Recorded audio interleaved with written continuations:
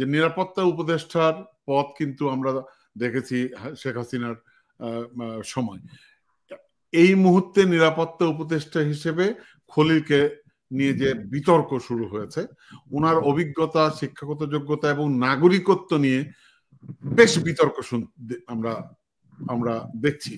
আপনার কাছে জানতে চাই এই বিতর্কের কারণ কি? যে আমি প্রশ্নে যাওয়ার আগে এখানে ওই যে একজন ওই খলিলের পেইড দালাল একটা মন্তব্য করেছে, একটু পড়তে চাই। সে লিখেছে যে নাজমুল সাকিবের সাথে ডিবির হারুনের খুব সখ্যতা ছিল, অতএব সাবধান।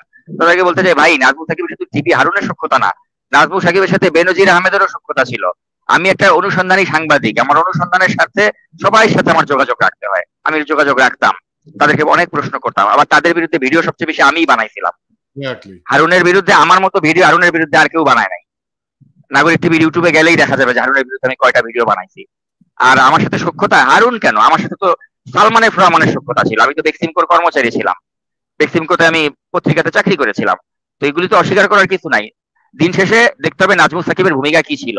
নাজমুল সাকিব গণতন্ত্রের পক্ষে ছিল না গণতন্ত্রের বিপক্ষে ছিল? আমি এখানে একটা রেফারেন্স জানি যে আমরা জানি, আমি ব্যক্তিগতভাবে জানি যে ইলিয়াসের সাথে সবচেয়ে ভালো রিলেশন ছিল জিয়াউল হাসানের।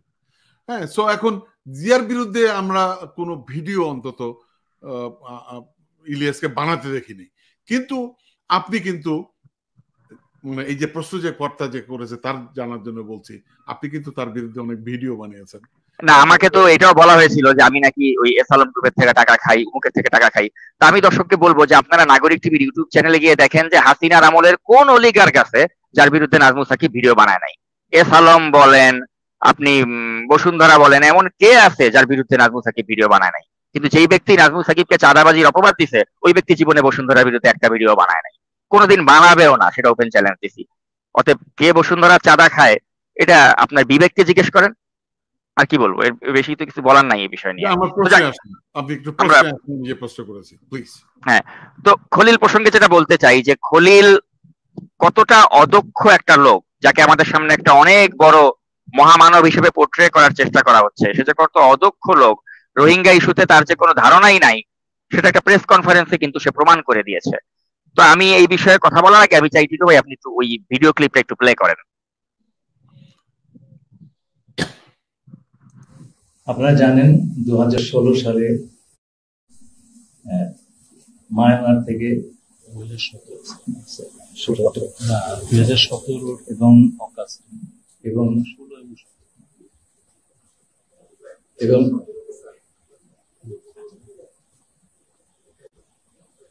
অন্তর্বর্তী সরকারের নিরাপত্তা বিষয়ক উপদেষ্টা ও রোহিঙ্গা বিষয়ক হাই রিপ্রেজেন্টেটিভ কথিত মার্কিন নাগরিক ডক্টর খলিলুর রহমান নিজেই বাংলাদেশে রোহিঙ্গা বিষয়ে মৌলিক জ্ঞানই রাখেন না। সংবাদ সম্মেলনে রোহিঙ্গা বিষয়ক পরিস্থিতি ব্রিফ করার সময়ে অন্তর্বর্তী সরকারের প্রধান উপদেষ্টার প্রেস সচিব ডক্টর খলিলুর রহমানের ভুল শুধরে দিলে তিনি কিছুক্ষণের জন্য নির্বাক ও বাক প্রতিবন্ধী থাকেন।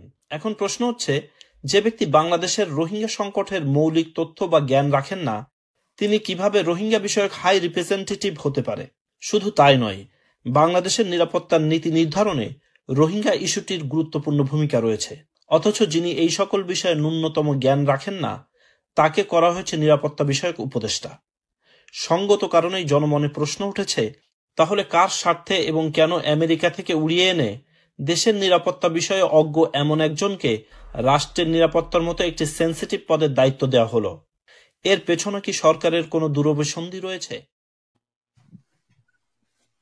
একদম পরিষ্কার যে দূরভিসন্ধি না থাকলে একটা লোক যে বেটা তার সারা জীবন কাটাইছে মার্কিন যুক্তরাষ্ট্রে, 25 বছর একটানা ছিল, আপনি আমাদের এই যে জুলাই অভ্যুত্থানের সময় ও পারলে একটা দেখাতো যে ওর আমেরিকাতে তো অনেক ধরনের ওই সময় প্রোটেস্ট কর্মসূচি ছিল, আমি যেখানে অংশগ্রহণ করেছিলাম ফ্লোরিডাতে যে প্রোটেস্ট গুলো ছিল, আপনি কানাডাতে ছিলেন, ওখানকার প্রোটেস্টে অংশ নিয়েছেন, ও পারলে দেখাতো যে ও একটা প্রোটেস্ট কর্মসূচিতে অংশ নিয়েছিল।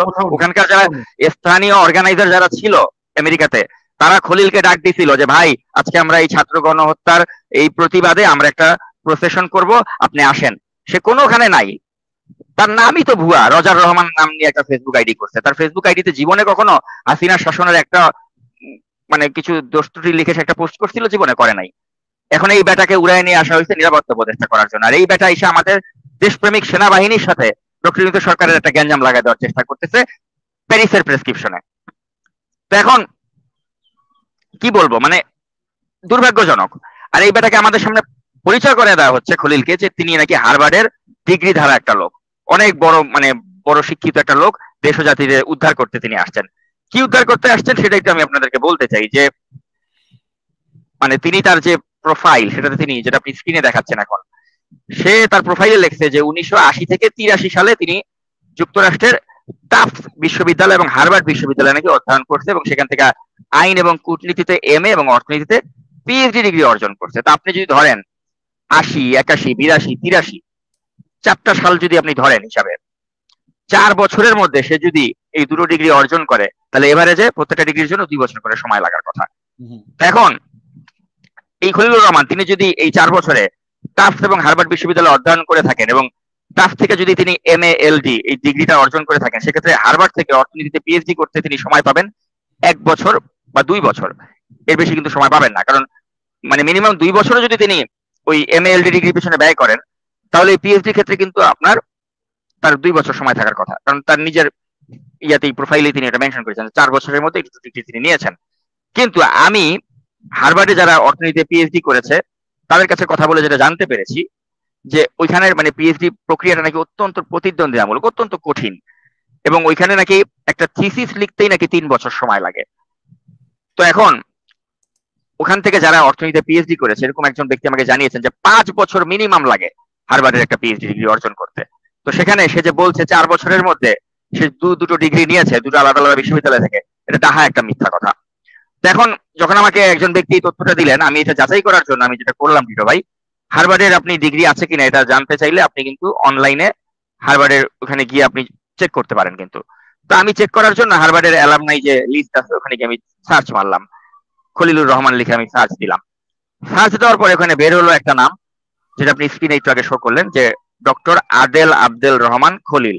এবং এই ভদ্রলোক ইজিপ্টের মানুষ, এবং উনি 1976 সালে হার্ভার্ড ল স্কুল থেকে LLM ডিগ্রি অর্জন করেছেন। তো পরে আমি কি করলাম, খলিলুর লেখে একটা সার্চ দিলাম, ওইখানেও দেখলাম যে হার্ভার্ডের কোনো গ্রাজুয়েট এই নামেও কেউ নাই। তারপরে আমি কি করলাম, খলিলুর রহমান লিখেও যখন সার্চ দেই, দেখি যে এই নামেও কোনো গ্রাজুয়েট নাই। তারপরে যে 1980 থেকে 1985 সালে এই 5 বছরের টাইম ফ্রেমের মধ্যে আমি এই খলিল নামটা দিয়ে গ্রাজুয়েট হিসেবে সার্চ দিলাম, ওখানে 3 জনের নাম পাওয়া গিয়েছে যাদের সাথে খলিল শব্দটা আছে, কিন্তু তাদের একজনেরও কিন্তু PhD ডিগ্রি নাই, এবং তাদের কারণ আমি কিন্তু খলিলুর রহমান না। তাদের 3 জনের যে নাম আমি পেয়েছি এর মধ্যে একটা হচ্ছে মিস্টার আহমেদ M আব্দুল খালিক, আরেকজন হচ্ছে মিস্টার পারভেজ খালিল, আরেকজন হচ্ছে মিস্টার আব্বাস খালিল আরাকি। তো এখন এর সারমর্ম কি তাইলে? সারমর্ম দাঁড়াচ্ছে যে এই হারামজাদা, এই তথাকথিত নিরাপত্তা উপদেষ্টা যে বলে ও হার্ভার্ডের থেকে ও গ্রাজুয়েশন মানে ও ডিগ্রি নিছে, PhD করছে, তাহা মিথ্যা কথা, তাহা মিথ্যা কথা। এটা আপনারা অনলাইনে গিয়ে সার্চ মারলেই হার্ভার্ড থেকে বের হয়ে যাবে যে শালা যে একটা মিথ্যুক। তো এইরকম একটা মিথ্যুকরে আপনি বানাইছেন আমাদের নিরাপত্তা উপদেষ্টা। এবং সে যে শুধু এটা নিয়ে জালিয়াতি করছে তা তো না, আমরা তো বাজারে আরেকটা কথাও শুনতেছি যে ও মার্কিন যুক্তরাষ্ট্রের নাগরিক, যেটা সে একদম বললো যে না আমার কোনো মার্কিন যুক্তরাষ্ট্রের নাগরিকত্ব নাই। তো এই বিষয়টা নিয়ে কিন্তু সিনিয়র সাংবাদিক MA আজিজ তিনি কিন্তু খোলাসা করেছেন যে আসলে এই মিথ্যাবাদী মার্কিন নাগরিক কি নাগরিক না। আমরা একটু ভিডিওটা একটু দেখতে চাই। জাতীয় নিরাপত্তা কমিশনের উপদেষ্টা যাকে করা হয়েছে, উপদেষ্টা, জাতীয় নিরাপত্তা উপদেষ্টা, তিনি একজন বিদেশি নাগরিক। তিনি অস্বীকার করেছেন যে সে বিদেশি নাগরিক নয়, কিন্তু আমার কাছে ডকুমেন্ট আছে। 4টা পাসপোর্ট সে নিয়েছে, কোনোটায় NID দেয় নাই। সব পাসপোর্ট তিনি আমেরিকার থেকে করেছে, এবং ডিপ্লোম্যাটিক পাসপোর্ট নিয়েছে, অর্থাৎ সে যে নাগরিক তার প্রমাণ আছে। এখন নাগরিকের সার্টিফিকেট তো কেউ দিতে পারবে না, কিন্তু সে সব জায়গায় 2 নম্বরই করছে, এবং সে ক্রিমিনাল অফেন্স করছে, সে ক্রিমিনাল অফেন্স করছে। সুতরাং এই সিচুয়েশনে আমি কিন্তু আমার ধারণা যে হয় আমরা এই সরকার বাদ দিয়ে অন্য কোন সরকারের অধীনে চলে যাব ডিসেম্বরের পরে, অথবা নির্বাচন হবে। দুটোর মাঝামাঝি একদম স্পষ্ট করে উনি বলেছেন। এখন কথা হচ্ছে যারা এই খলিল গং এর পক্ষে আছেন তাদের একটু নিজের বিবেকের কাছে জিজ্ঞেস করা উচিত যে এই লোকটা আমাদের দেশের এই রাষ্ট্রের জন্য কতটা হুমকি স্বরূপ, যার কথা আমরা গত 2 যুগে ধরে শুনি নাই। 25 বছর আমেরিকায় থাকছেন, যেই লোকের অতীত কলঙ্কিত, যেই লোক লতিফুর রহমানের PS1 থাকাকালীন সময় তিনি কি করেছেন আমরা তো জানি। দুটো তাজা প্রাণ তারা মানে মারা যায় এই তার কারণে, তিনি পরকীয়া প্রেম করেছিলেন। এবং তারপরে তার একটা কলঙ্কিত অধ্যায় তার লাইফের, যে পরকীয়া প্রেম করেছেন, তার প্রেমিকাকে তার প্রেমিকার হাজবেন্ড। আমাদের সম্মানিত শ্রদ্ধেয় ইউনুসের কোথায় খুঁজে পাইলো, কিভাবে পাইলো? না, এটা তো কোথায় পাইছিল তো আমরা জানি, এটা তো প্যারিস থেকে তার কাছে মানে এই বার্তা গেছে যে এরে নিতে হবে, এরে না নিলে ইউনুস তোমার জয় বাংলা করে দেওয়া হবে। তো করে দেওয়া হইতো, তো ইউনুস তো দেখছে ভাই আমি জয় বাংলা হইতে চাই না, তো ইউনুস তখন নিচ্ছে তারে জয় বাংলা হওয়ার ভয়ে। এখন তো ইউনুস এটার সুফল পাচ্ছে যে তারে নেওয়ার কারণে অ্যাটলিস্ট তো অনলাইনে আমার গালাগালি করতেছে না, অনলাইনে তো আমার ডিফেন্ড করতেছে যে ইউনুসের সরকার 5 বছর দরকার।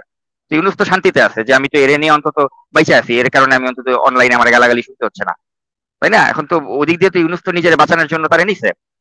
এখন এতে আমাদের দেশ ও জাতির কি হচ্ছে প্রাপ্তি, এটা হচ্ছে মূল প্রশ্ন। আমাদের দেশ ও জাতির এটাই হচ্ছে যে এরকম একটা বাটপারকে আমরা পাইছি, যে বাটপার হার্ভার্ডের থেকে কোনো পিএইচডি করে নাই, মিথ্যা তথ্য দিছে, এবং যে বাটপার এখন তার অনলাইনে অনেক ধরনের সে তার বট বাহিনী তৈরি করছে, যারা এই যে কমেন্টস করতেছে আপনাকে আমাকে চাঁদাবাজ উল্টা পাল্টা কথাবার্তা লিখতেছে। কিন্তু আমি খলিল রে বলবো, খলিল এসব করে তুমি বাঁচতে পারবা না। তুমি যদি মনে করে থাকো যে আমাদের সেনাবাহিনীর বিরুদ্ধে তুমি এভাবে অবস্থান নিবা এবং তুমি তোমার নিজের লোকরে তুমি ওখানে প্রতিস্থাপন করবা, তুমি যদি মনে করে থাকো যে হার্ভার্ডের ডিগ্রি না নিয়েও তুমি জনগণকে বকচোদ বানায় তুমি হার্ভার্ডের ডিগ্রিধারী হিসেবে নিজেকে দাবি করবা, আমরা বুঝবো না, আর তুমি এনআইডি না দিয়া তুমি দেশের 4টা পাসপোর্ট করবা আর মনে করবা যেগুলি আমরা কেউ জানবো না, উই নো এভরিথিং। তুমি কি করতে আসছো, তোমার কারা এখানে কি অ্যাসাইনমেন্টে পাঠাইছে, উই নো এভরিথিং, এবং সবই কিন্তু আস্তে আস্তে প্রকাশিত হয়ে গেছে। তোমার আলটিমেট পরিকল্পনা যেটা, ওটা কখনো সফল হবে না খলিল, এবং তোমার পরিণতি লজ্জাজনক হবে খলিল, এটাই বলতে চাই। কিন্তু সাকিব, আমি আজকে যে ফেসবুকে টাইমলাইনে আমি জুলকারনাইন স্যার যেটা বললেন, সকল কারণ তো এখানেই, আর সেটাই নিশ্চয়ই আপনারা অজানা নয় এবং অজান্তেই ঘটেনি। এই সকল গুরুত্বপূর্ণ ব্যক্তিরাই এখন রয়েছে, মানে এই খলিল তো একা না, খলিল গং, এই যে যাদের ছবি আমরা দেখছি এটা তো সবই খলিলের গং, মানে এরা সবাই মিলে।